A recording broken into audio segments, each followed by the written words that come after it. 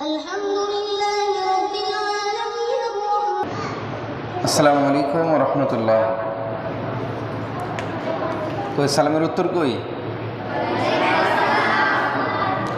সালাম দেওয়া হচ্ছে সুন্নাত, আর সালামের উত্তর দেওয়া কি ওয়াজিব। যদিও তোমাদের ভিতরে কেউ একজন দিলেই হয়ে যাবে উত্তর, কিন্তু ব্যক্তিগতভাবে তোমাকে যদি কেউ সালাম দেয় তো সালামের উত্তর দেওয়াটা বাধ্যতামূলক, অবশ্যই উত্তর দিতে হবে, ওয়াজিব, গুরুত্বপূর্ণ। না যদি এরকম আসে, আচ্ছা বলো তো এটা কি অক্ষর? বলো। লাম তা। এখন লামের উপরে দেখা গেলে একটা অক্ষর এসছে, লামের উপরে আরেকটা অক্ষর আছে, তাহলে কি হবে এটা? কাফ তা। এই লামটা বাদ যাচ্ছে কেন? কারণ দুটো হরফ উপর নিচে আসলে তখন নিচের হরফটা পড়তে হবে না, উপরের হরফটা পড়তে হবে, তাহলে কাফ তা। আরেকটা দেখাই। আচ্ছা বলো দেখি এটা কি হরফ? ঠিক, জিম। এটা তাহলে জিম আলিফ, জিম আলিফ। আরেকটা জিজ্ঞাসা করবো আমি, এটা যদি বলতে পারো তাহলে আমরা সামনে এগিয়ে যাবো। তখন এটা কি অক্ষর? এটা হচ্ছে বা। তারপরে এটা কি? বালাম। তারপরে বলতে হবে এটা কি অক্ষর? তা। বালাম তা। এবার আমরা উপরে একটা অক্ষর লিখলাম, উপরে যে হরফটা দেখছে সেটার নাম হচ্ছে কাফ। এটা কি? কাফ। আচ্ছা তাহলে আমরা কি পড়বো এটাকে? বা কাফ তা। বা লাম তা পড়বো না, বা কাফ তা। তাহলে উপর নিচে দুটো অক্ষর হরফ থাকলে আমরা উপরেরটাই পড়বো, নিচেরটা পড়বো না। তাহলে আশা করি সবার কাছে বিষয়টা ক্লিয়ার। বলবে, লিখবো, তোমরা বলবে। বা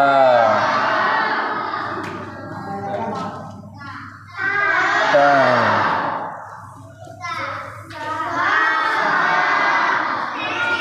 সা।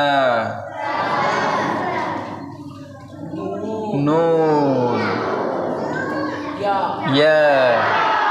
হলো। এবারে বলবে বা আলিফ, তা আলিফ। তাহলে এটা তা আর এটা আলিফ, বুঝতে অসুবিধা হচ্ছে কিছু? এটা হচ্ছে, এটা যদি ভাঙি আমরা তাহলে তা যোগ আলিফ সমান তা আলিফ, ঠিক আছে? এটা ভাঙলে এটা হবে তা যোগ আলিফ সমান তা আলিফ, ঠিক আছে? তারপরে সা আলিফ, নুন আলিফ, ইয়া আলিফ, বা সিন, ইয়াসিন। ইয়াতে কতটুকু টান হবে? সিনে?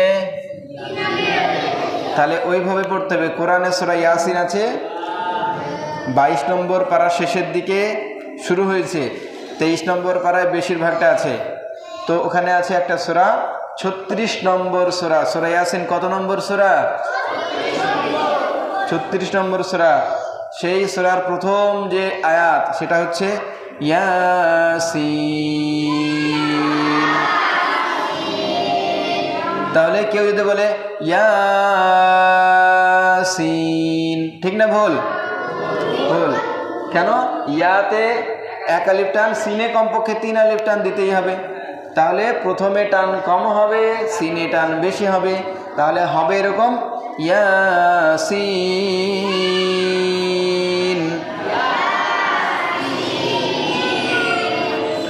তাহলে এটা কোরআনে আছে, তাই না?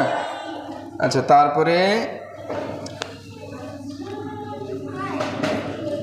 নুন সিন তাসিন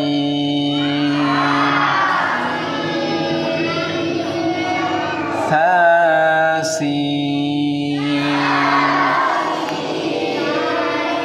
এটা সবাই বলো দেখি। থা নয়, থা। থাসিন থাজিম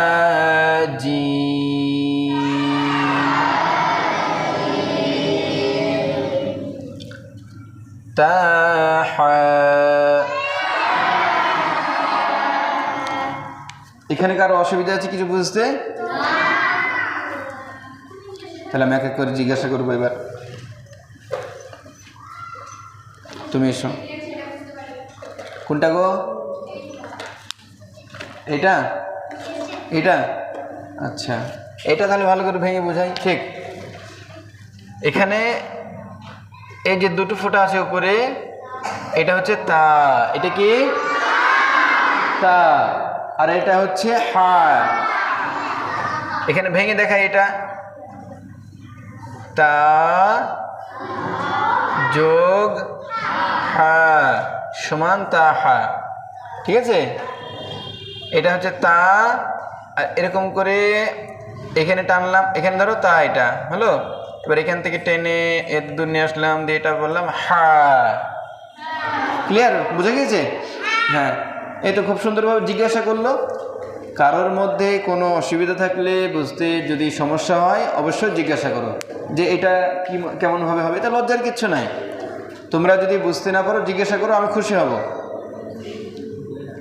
আশা করি সবাই বুঝতে পারছো। তাহলে তা হ্যাঁ, আচ্ছা এবার আবার ভালো করে দেখো। আরেকবার বলছি, ভালো করে খেয়াল করো। হ্যাঁ, বা আলিফ, তা আলিফ, সা আলিফ, নুন আলিফ, ইয়া আলিফ, বা সিন, ইয়াসিন, নুন সিন, তাসিন, সাসিন, সাজিম, তাহা। আজকে তাহলে তা হাটা ভালো করে দেখো, এরকম অনেক আসবে। এটা তা আর এটা হচ্ছে হা।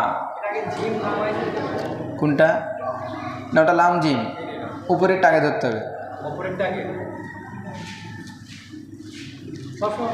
সবসময় উপরেরটা আগে হবে। যদি নিচেরটা অনেকটা আগে থাকে তাহলে কিন্তু নিচেরটা তখন, কিন্তু ওই রকম না। এটা সমান সমান থাকলে উপরেরটাই আগে হবে। হ্যাঁ, লাম জিম। আচ্ছা, আমাদের পড়া আজকে এইটুকুই থাকবে। এবারে আমি কিছু তোমাদেরকে দোয়া শেখাবো। ঠিক আছে?